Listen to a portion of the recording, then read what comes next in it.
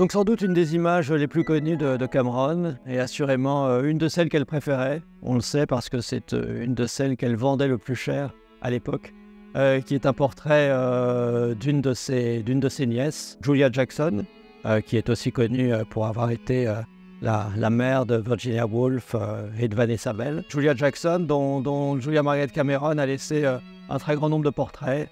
C'est le modèle qu'elle a le plus photographié au naturel. Ce qui est assez étonnant, c'est qu'elle ne l'a photographié quasiment qu'au naturel. Donc ce qui l'intéressait, c'était vraiment cette intimité au modèle, ce rapport psychologique. Elle est souvent très très proche de son modèle. Et en revanche, elle a très très peu photographié Julia Jackson dans des mises en scène plus allégoriques ou plus narratives. On connaît plusieurs images, sans doute de cette séance de pose. On sait aussi qu'elle a parfois réutilisé le négatif pour l'inverser et pour en faire des tirages où le profil est dirigé vers la gauche. Mais c'est donc un des portraits qui a le plus fait pour la renommée de Julia Margaret Cameron comme portraitiste et comme d'une certaine manière un des grands inventeurs du portrait intime et psychologique.